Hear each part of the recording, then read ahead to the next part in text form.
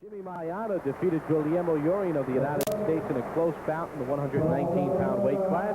Wasessa Sabuni over Albert Jones easily in the 125-pound weight class. In a fight that we did not show you, David Santos lost 3-0 to George Scott of Sweden. So in the fourth bout of the night, the 139-pound weight class, with the United States down 3-0, Mikael Nilsson of Sweden will try to make it 4-0 for the Swedish team. And Mike Maggio of the United States out of Erie, Pennsylvania, will try to stop the bleeding.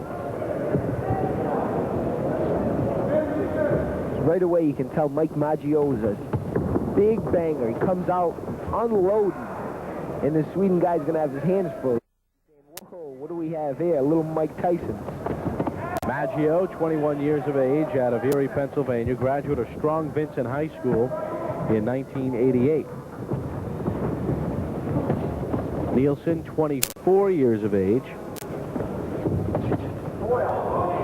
Maggio's throwing his punches very wide, and I think when Nilsson settles down a little bit and starts to figure out Maggio out, he's going to start shooting some straight punches right down the middle.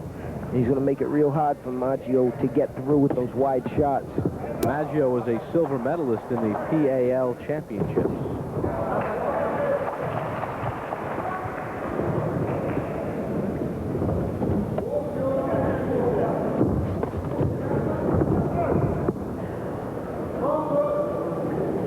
Nilsson, born in Karlskrona, Sweden, now fighting out of Stockholm. Nilsson has good movement. For a Swedish boxer, the amateurs, they don't move much. They're usually always coming straight ahead. Nilsson has good movement for an amateur boxer. Caution from the referee. Are you surprised at how solid the Swedish national team has been to this point? Well, I fought against the Swedes back in 1981 on the amateur team, and they weren't as strong as they look now. They look very good.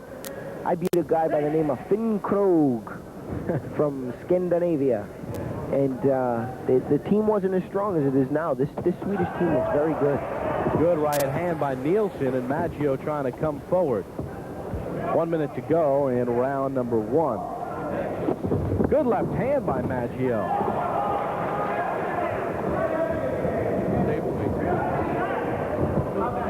A point that we could bring up here, Bob, maybe Maggio's going out for the kill. Maybe he's going for the knockout because he feels like he can't win a decision because his 3 previous fighters all lost on points. I don't know if that's what he's trying to do, but so far he's semi-successful. He's landing some big shots. Yeah, he's got a right hand in there as well.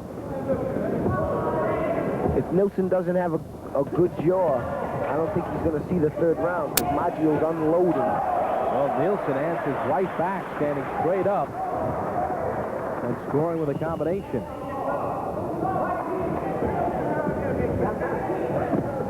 You know, I think that punch hurt Maggio, Bob, because it's the first time you see him back up.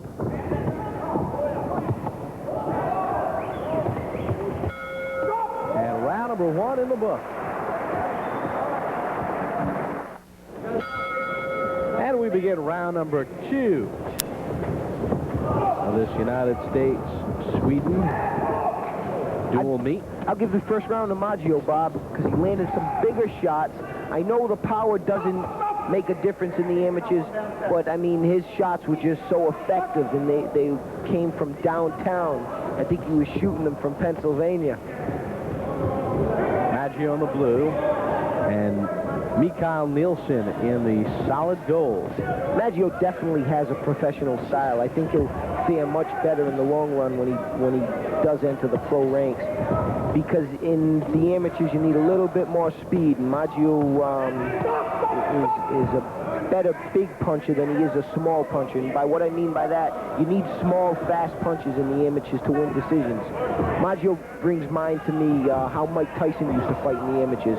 And as you know, Mike Tyson didn't win an Olympic medal, didn't even make the Olympics, because he got beat, and he got beat by a man that he beat in the professional ranks, and that was Tyrell Biggs.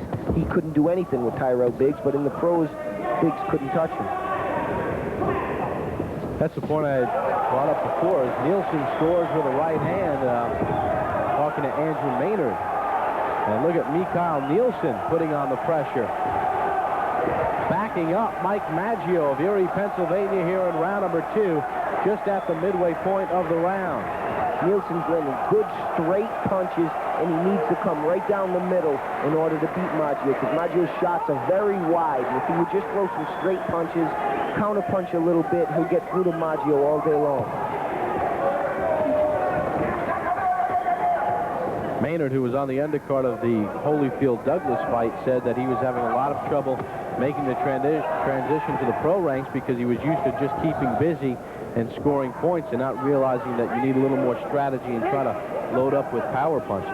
Yeah, it's a total different world. That's why there's a lot of good amateurs, but there's very few good professionals. It's a major transaction, and not too many guys can make the transition very well.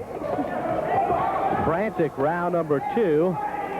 Approximately 40 seconds remaining in round number 2, and it has been a slugfest with Mikael Nilsson in the gold of Sweden sort of taking control. He's taking control, Bob, but Maggio keeps coming back. He's a gritty guy.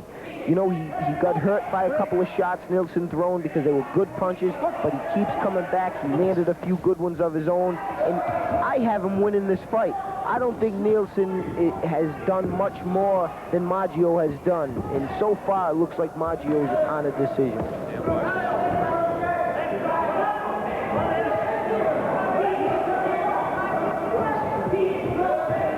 You're watching the USOC Olympic Sports Series on Sports Channel America. Back with round 3 after this. We begin this third and final round. Mike Maggio, the United States, in the blue. Mikael Nilsson of Sweden in the gold. 139-pound weight class. The United States have lost the first 3 bouts of this meet. Vinny Pazienza, how do you see it in this third round? So far, I have Maggio winning the fight. Close, but I have him winning because he's landed some big shots. And I think if Nilsson didn't have that headgear on, he'd be a sore boy.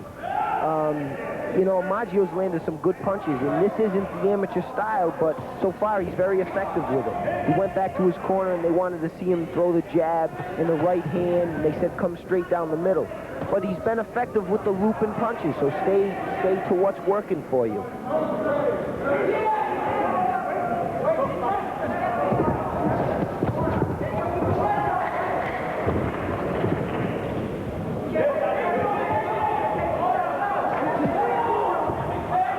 Nilsson doesn't use his jab enough. When you fight a guy that's coming in with wild shots, loading up with haymakers, you have to come right down the middle. You have to move and use your jab.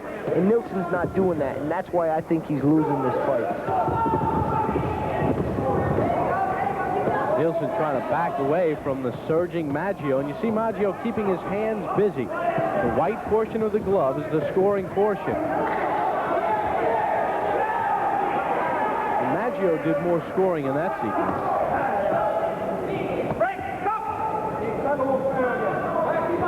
Maggio's fighting like Jake LaMotta of the amateurs.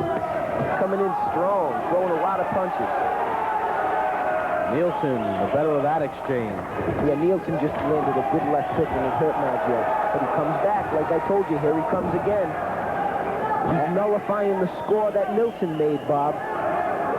Yeah, Nilsson scored with a right hand, and Maggio just walked right into it and just kept on firing away. Another tough bout to score. Well, one thing for sure, Stockholm is seeing some good fights.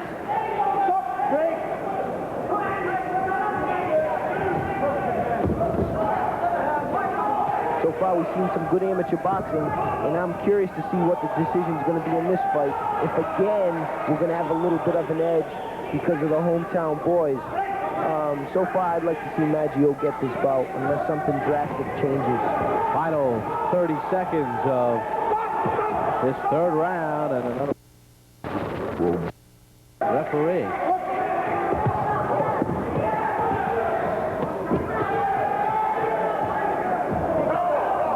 More big shots by Maggio. He's got to learn to turn over his punches a little bit. He ends up slapping with a lot of those big shots. If he just turned his hands in a little bit more, they'd be much more effective, and they would put more power to the end of the punch.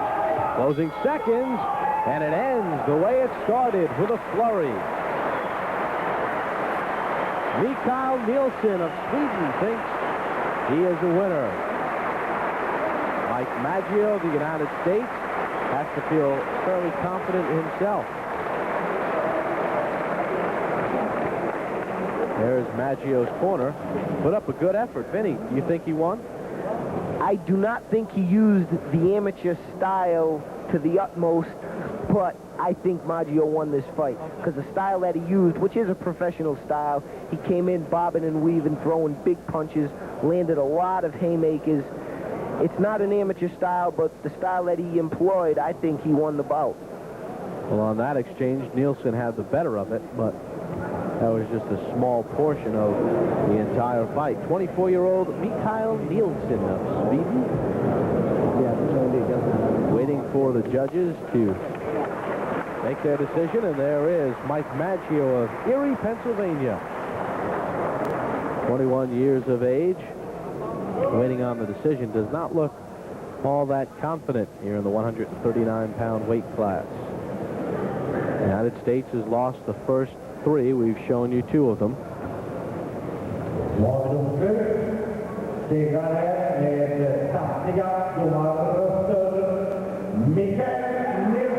Well, it goes to Mikael Nilsson, and Vinny, a 3-0 decision for Nilsson, and that is a little bit lopsided, so Sweden is now 4-0.